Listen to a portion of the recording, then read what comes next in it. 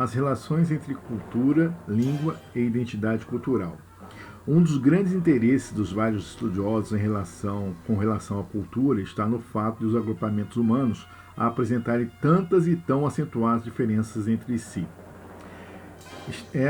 Esta é mesmo uma questão crucial, que pressupõe, entre outras, em que elementos comuns se baseia a cultura de cada agrupamento humano. Dito de outra maneira, se, por exemplo, o Brasil é diferente culturalmente de outros países, o que nos identifica como país?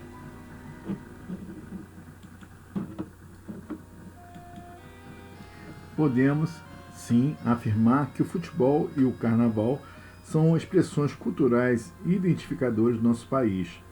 E assim que, com certeza, muitos estrangeiros nos veem. Mas essa talvez seja apenas a parte mais visível, mais superficial do Brasil.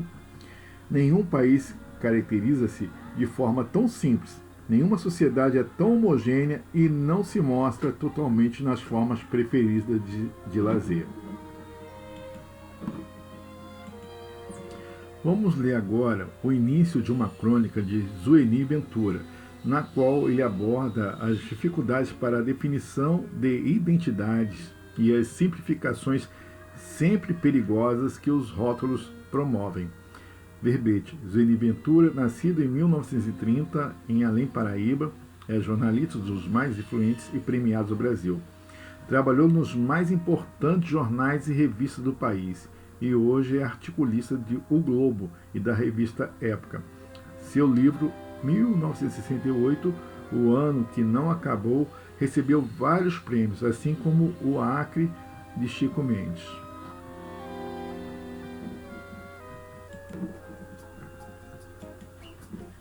O Brasil, o que é? Há uma pergunta clássica que não só os brasileiros vivem se fazendo, mas também os estrangeiros.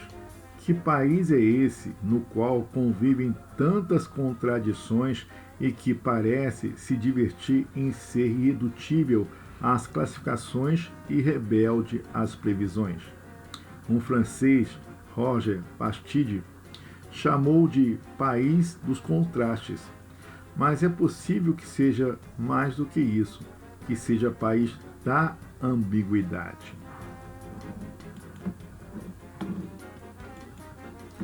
Vai ver que não foi por acaso que inventamos o mulato, nosso jeitinho contra a polarização, síntese mais literal e metafórica do homem brasileiro.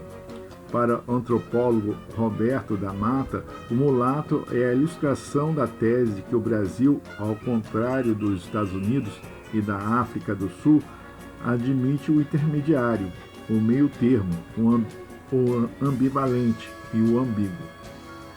Os jornalistas estrangeiros, principalmente os franceses, perguntam-nos muito: o Brasil é cordial ou violento?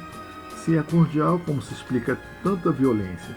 Se é violento, por que as pessoas têm tanta alegria de viver, joie de vivre, como se pode observar andando pelas ruas?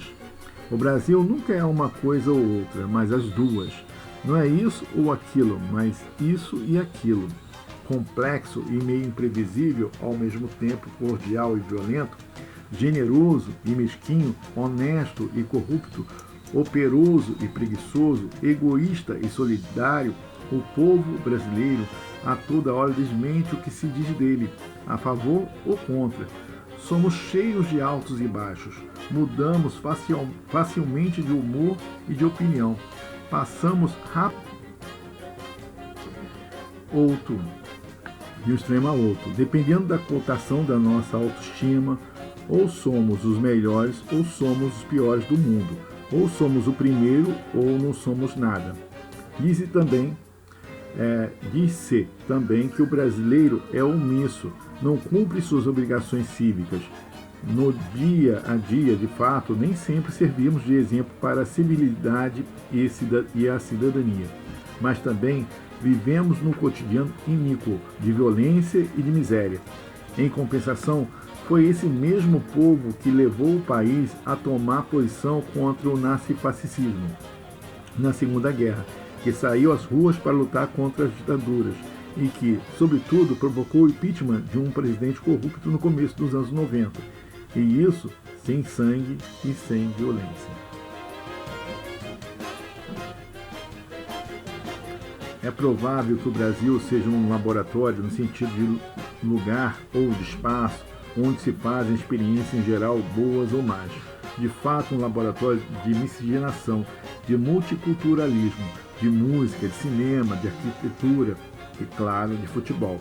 É curioso como o país nasceu com essa sina. Não é só uma vocação que ele tem, mas que lhe atribui. 27 de fevereiro de 2004. Verbete. Ambiguidade, o que pode apresentar vários sentidos ou dupla interpretação. Polarização, fenômeno observado quando ideias, sentimentos ou interesses opostos em um grupo são confrontados nitidamente. Iníquo, injusto, desigual, sem igualdade. Nossa língua é, por excelência, um traço criador de nossa identidade. Por nascermos no Brasil e convivermos desde cedo com os nossos familiares e grupo social, aprendemos e comunicamos-nos usando o português. E esta língua será o maior instrumento de expressão de nossa cultura. Pessoas, obras das mais variadas manifestações artísticas, paisagens, comidas, a língua, as mais diferentes expressões e atividades humanas podem despertar em nós um profundo sentimento de patrimônio compartilhado, de pertencimento ao mesmo território. Enfim, um sentimento de identidade com o que é a nação brasileira. Assim, um acarajé, um feijão tropeiro, uma toalha bordada à mão, um folheto de cordel, um sino repicando de manhãzinha, um maracatu, uma situação aparentemente simples acorda em nós a memória clara de um lugar a que pertencemos. A página de um jornal ou de um livro, a fala de um conterrâneo lembra-nos da nossa pátria. A nossa língua é o traço unificador por excelência. Como já disse um importante estudioso da linguagem, a língua não informa sobre o mundo, informa o mundo. É, sobretudo, a língua, que cria esse sentimento de identidade, de irmandade, de pertencimento, fundamental para que o ser humano perceba-se como ser social. Sua característica mais fundamental. Sendo a língua a marca cultural de um povo, torna-se então o elemento agregador que nos identifica nesse grupo. A cultura, por sua vez, é responsável pela identidade entre as pessoas de uma comunidade, de um povo e de seu país. Assim, todas as culturas são equivalentes e, como não existe sociedade nem pessoa sem cultura, nenhuma é melhor do que a outra. Cada uma tem as características fundamentais para seu funcionamento.